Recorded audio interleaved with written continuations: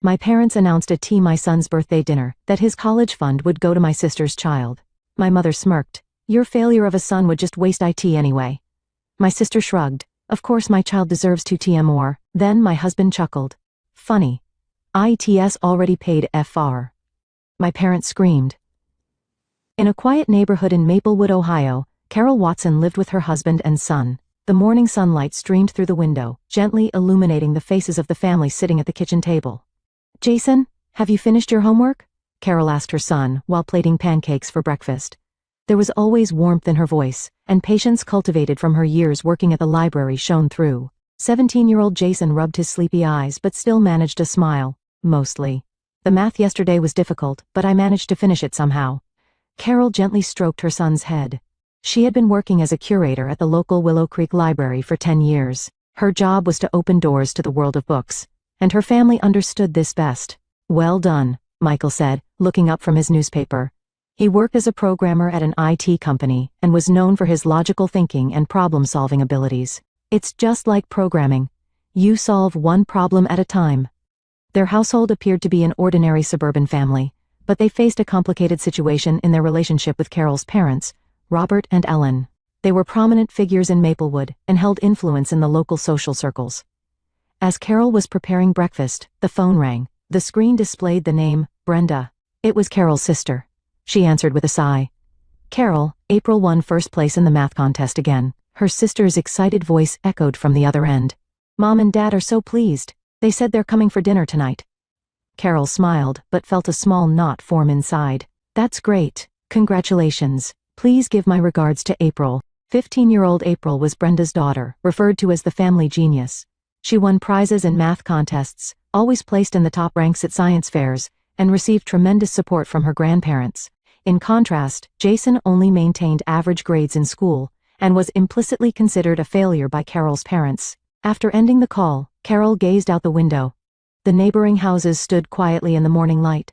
She remembered her own childhood. Robert and Ellen had always favored Brenda. They applauded her successes and consoled her failures. Meanwhile, Carol's achievements were taken for granted, and her failures harshly criticized. Was that your mother? Michael asked. He had already guessed the answer from his wife's expression. It was Brenda. Apparently April won first place in something again, Carol said, trying to appear calm. Michael took his wife's hand. Jason's worth isn't determined by his grades. He's a wonderful child. Jason had been diagnosed with a learning disability. Dyslexia made it difficult for him to read text, and it took him longer than usual to solve math problems. However, he never gave up. With Michael and Carol's support, he learned at his own pace and gradually made progress. I know, Carol said. We're proud of his perseverance. Surface-level grades don't matter. In reality, Jason had a wonderful character. He was considerate of his friends, and always extended a helping hand to those in need. He volunteered at the local animal shelter, and sometimes taught sports to younger children. Carol and Michael treasured their son's kindness above all else. On the other hand, contrary to her outward appearance, Carol had heard rumors that April was causing problems at school. There was talk about her bullying other students and cheating on tests. Of course, neither Brenda nor their parents would believe such stories. In their eyes, April was the perfect granddaughter and niece. That evening, while Jason was working on his homework, Carol and Michael were relaxing in the living room. I need to talk to my parents about Jason's college fund, Carol said. I'm worried about whether they're actually managing it as promised. They had been saving money for Jason's education since he was born so he could attend college. Initially, Carol's parents had offered to manage the fund, claiming they knew better investment methods. Carol and Michael, young at the time, had accepted the offer. Michael smiled mysteriously. Don't worry, what do you mean? Carol tilted her head. Trust me, Michael said. Everything will be fine. Carol sensed that Michael was keeping some secret, but she trusted him and didn't press further. The two sat close together on the sofa, gazing at the starry sky outside the window. Tomorrow was Jason's 17th birthday. A dinner party with the whole family was planned. Carol hoped tomorrow would end as just a pleasant day. Happy birthday, Jason. The private room at Bellanotte, Maplewood's most reputable Italian restaurant, was filled with warm light. A cake with Happy 17th Birthday, Jason written on it, was placed in the center of the table, with family gathered around. Jason smiled shyly, surrounded by his parents, grandparents, his Aunt Brenda, and his cousin April. He was dressed in a navy blue jacket and white shirt, an outfit his mother had selected for this special day. Thank you, everyone, he said quietly. He seemed a bit more nervous than usual, but there was definite joy in his eyes. Carol stood beside her son and placed a hand on his shoulder. "It's a special day, Jason. I'm so happy we can celebrate your 17th birthday with the whole family." The atmosphere of the upscale restaurant was more formal than usual, with soft light from chandeliers cascading from the ceiling and elegant art adorning the walls. It wasn't the most luxurious restaurant, but it was a special place for Maplewood residents. Michael raised his champagne glass. "Let's toast, Jason. You are our pride. We wish your future to be wonderful." As everyone clinked glasses, only Robert's expression remained hard. He participated in the toast formally, but his eyes were looking elsewhere, not at his grandson. Ellen was similar, hiding something behind a forced smile. "So Jason," Brenda asked as the meal began, "have you thought about college?" April has already made a list of schools. Harvard and Yale are her top choices. April nodded proudly and smiled toward her aunt and grandparents. She shook her perfectly styled blonde hair at her shoulders and gave Jason a condescending look. "Well," Jason hesitated a bit. "I'm thinking about Ohio State University or Belmont University. I want to study music and literature." "Music?" Robert suddenly raised his voice. "Do you think you can make a living with that?" "Dad," Carol said quietly, "today is Jason's birthday. Please respect his dreams." Ellen gave a cold smile. "Dreams are dreams. Reality is much harsher, Carol. We're just concerned." A moment of silence fell over the table. The tension eased slightly as the waiter brought the main dishes. Exquisite pasta and steaks were served, and the conversation shifted to topics about the food. However, before dessert was served, Robert suddenly stood up. He cleared his throat and drew everyone's attention. "We have a special announcement tonight." Carol felt uneasy and looked at her husband. Michael maintained a calm expression, placing his right hand over his wife's. "We've been thinking about our grandchildren's futures," Robert continued. His voice carried authority, like announcing an important deal in a conference room. "We believe their education is the most important investment."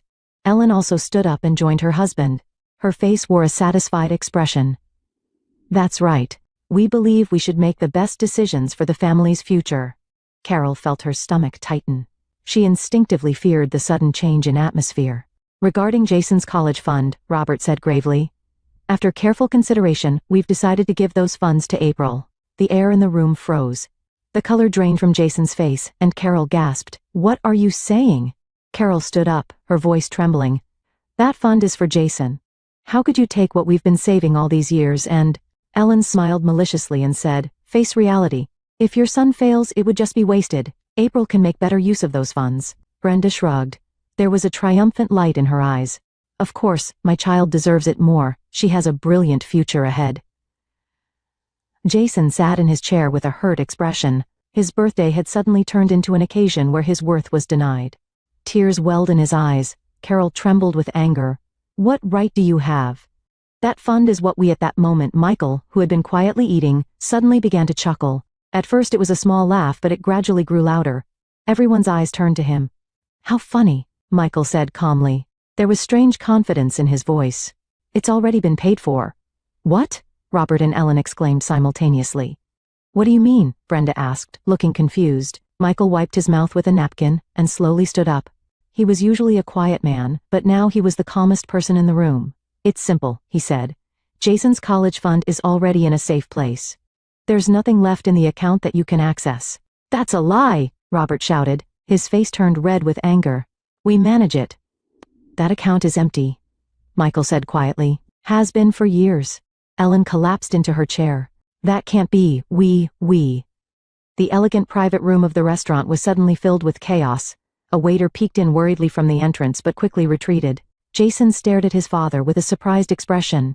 He didn't fully understand what was happening, but he found hope in his father's words. Carol also stared at her husband. She had sensed he was keeping a secret, but she hadn't anticipated this development. "Michael," she said in a small voice. Michael smiled gently at his wife. "I'll explain later. But for now, let's celebrate our son's birthday." He picked up his glass again and said, "Let's make a real toast. To Jason's future." Silence fell over the room. Robert and Ellen were speechless with anger and shock, while Brenda and April were bewildered. But gradually, expressions of relief returned to Carol and Jason's faces. That night, under the starry sky of Maplewood, the power dynamic within a family shifted significantly. Jason's 17th birthday became a night that no one would forget. 3 days later, a heavy atmosphere hung in the living room of Carol's house. Outside the window, Early summer sunlight made the tree leaves glisten, but inside, dark clouds seemed to be gathering. They still haven't given up, Carol said, sitting deeply on the sofa and staring at the mobile phone in her hand. They've called 5 times just this morning. Michael sat next to his wife with a coffee cup in hand, as expected. They can't accept that their plan has collapsed. Carol's parents had been fiercely protesting since the restaurant incident. They called Michael's statement a malicious lie and insisted they still had management rights over the fund. They're saying they won't hesitate to take legal action, Carol sighed. Dad says he's consulted a lawyer. Michael smiled calmly. His expression showed calculated confidence. It's going to be fine. There's nothing they can do. Jason appeared from the kitchen. He was holding a glass of water and seemed to have been listening to his parents' conversation. I'm sorry for causing all this trouble, he said apologetically. Carol stood up and hugged her son. No, Jason, this isn't your fault. It's your grandparents and Brenda who are wrong. But if I were smart like April, listen, Jason. Michael looked into his son's eyes with a serious expression. A person's worth isn't determined by their grades alone. You have a wonderful character. That's what truly matters. Jason smiled weakly, but anxiety remained in his eyes. He hadn't been able to concentrate at school these past few days, and hadn't been sleeping well. I knew grandparents didn't like me, but I never thought it would go this far, he said quietly. Carol's heart ached. It was painful just to think about how much her parents had hurt her son. I didn't know either, she answered honestly, that they would do something like this. I can't forgive them. That afternoon the doorbell rang. When Carol opened the door, her parents and Brenda were standing there. Their expressions were stern, especially Robert's face, which was distorted with anger. We've come to talk, Ellen said coldly. Carol invited them in, but her movements showed obvious tension. In the living room, Michael stood up to greet them. Jason had retreated to his room. Let's hear your explanation, Michael, Robert said in an intimidating voice. He was carrying a briefcase. If what you say is true, I want to see the evidence. Michael nodded calmly. Of course, Robert, but first let me ask you, why did you suddenly decide to give Jason's education fund to April? That should be obvious, Ellen interjected. Funds should be directed where the maximum return is expected. April has talent, whereas Jason is, she trailed off. You mean ordinary? Carol's voice trembled. Is that how you evaluate your own grandson? Brenda frowned with displeasure. Face reality, Carol. April has already won multiple awards. What has Jason accomplished? He's growing as a person, Michael said quietly. I don't expect you to understand how valuable that is. Robert made no effort to hide his irritation and opened his briefcase. I didn't come here for a philosophical debate. Look at this. He took out legal documents and spread them on the table. According to this deed, the Educational Trust Fund is in our name. That means we have the right to decide how those funds are used. Carol and Michael looked at the documents, but their expressions showed calmness rather than fear. That's correct, Michael agreed. But there's one problem. What? Robert said triumphantly. That account is empty. Michael smiled. I transferred the funds to a different trust 3 years ago. What? Robert raised his voice. That's impossible. Without our approval. No, it was possible, Michael said calmly. He took out his smartphone and opened an app. Take a look. This is Jason's current education trust fund. It's separate from the account you thought you were managing. The screen displayed a 6-figure number. Brenda gasped, and Ellen's face changed color. This is illegal. Robert trembled with anger. Did you deceive us? Michael shook his head. I didn't deceive anyone. I just made a wise decision. I predicted that someday you might put Jason's future at risk. I'm a counselor, Carol said quietly. I can see people's true nature. I always sensed that my parents constantly favored you, Brenda, and looked down on Jason. Brenda couldn't hide her distress. But April needs the funds. She deserves to go to a top university. You should have saved for your own daughter, Carol said coldly. Her voice contained years of anger and sadness. Robert grabbed the legal documents and shook them violently. Don't think this is over. We'll see you in court. Please do, Michael said calmly. He opened another file on his smartphone and showed it to them. This is a letter from my lawyer. According to him, you have no legal grounds. The transfer of funds was completely legal. Silence fell over the room. The blood drained from Robert and Ellen's faces, and Brenda collapsed into a chair. Why would you do something like this? Ellen said in a trembling voice. To protect our family, Michael said. When you tried to threaten Jason's future, I had already taken measures to protect him. Robert was furious but had to recognize his legal defeat. Don't think this is over, he said in a low voice. As family, we have rights. Family? Carol laughed. It was a cold, sad laugh. Have you ever treated Jason as family? Have you ever truly loved him? Brenda stood up. Tears welled in her eyes. Carol, you shouldn't say things like that. We are enough, Carol said. We're done for today. Please leave. As the three left the house with dissatisfaction, Jason quietly came down from the second floor. He had heard most of the family conversation. Are you okay? He asked his parents. Carol and Michael approached their son, and the three embraced. We're fine, Carol said. Your future is protected. No one can take it away. Why didn't you tell me? Jason asked his father. About the fund. Michael placed a hand on his son's shoulder. I didn't want to worry you. And sometimes secrets are necessary.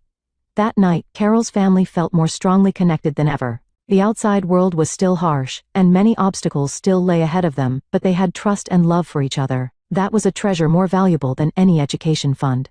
A refreshing May breeze swept across the vast lawn of Maplewood High School.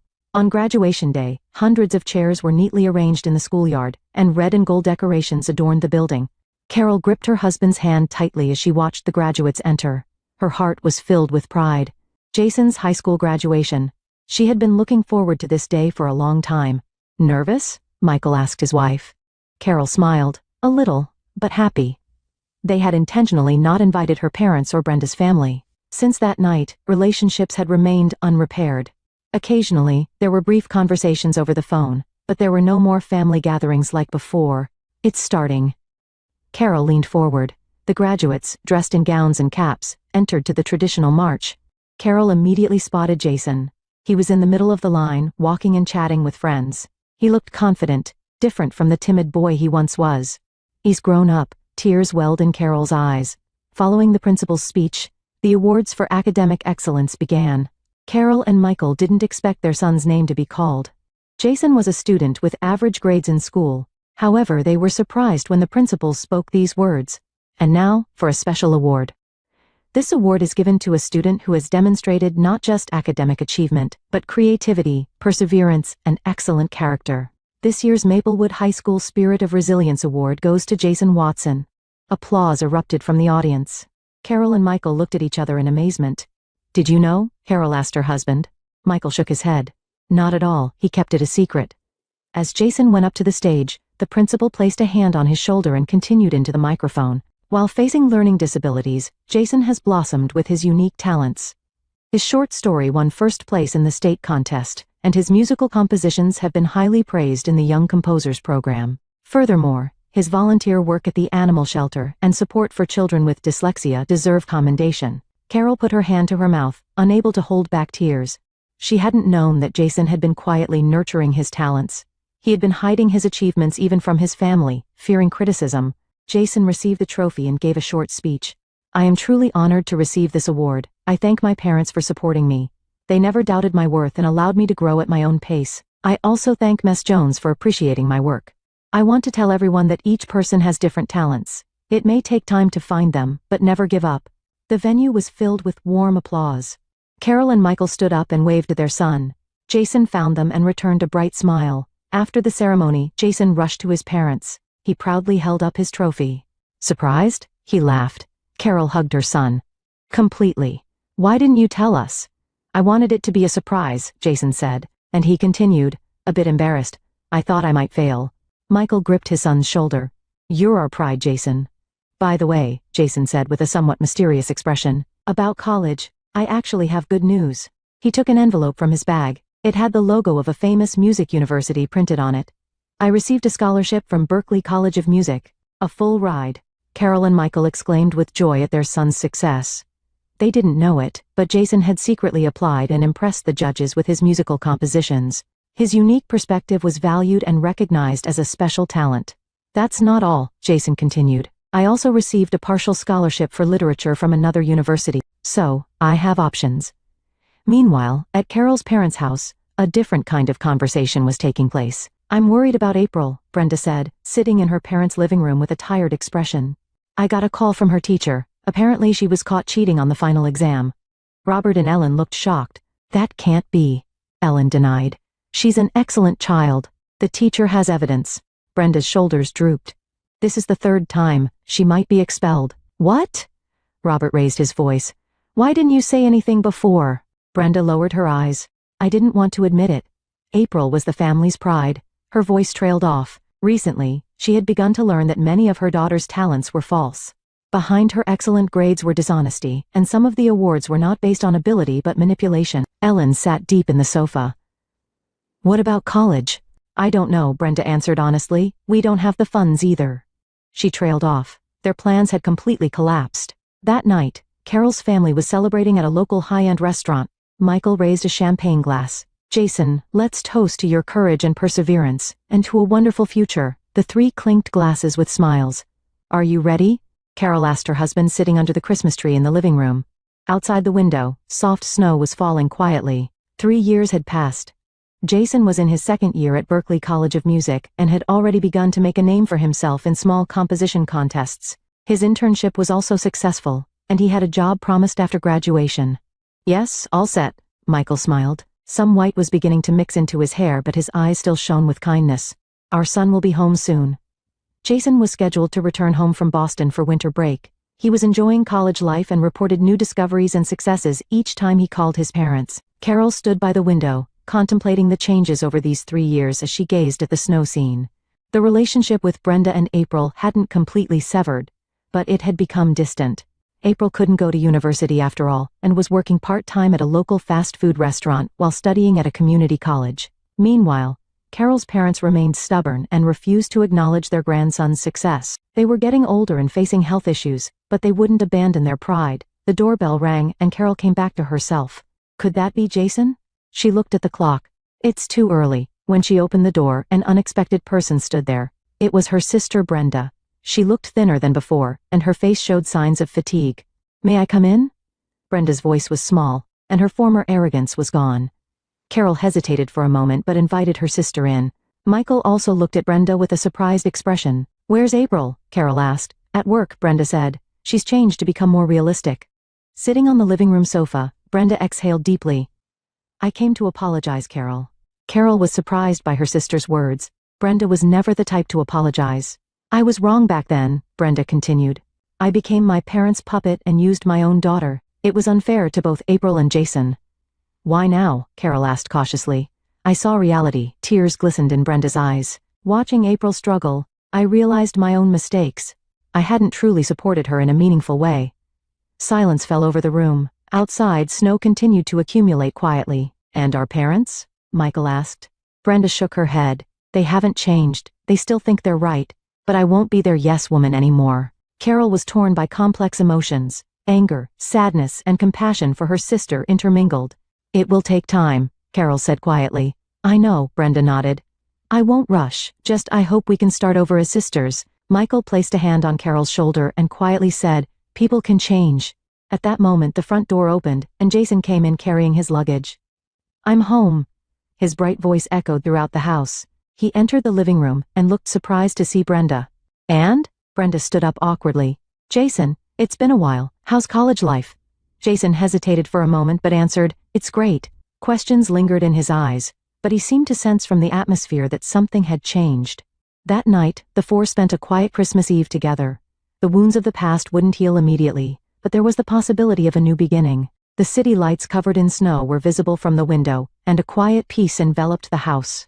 As Carol gazed at Jason's grown figure, she felt anew what true family bonds meant. They are born not just from blood ties, but from hearts that believe in and support each other.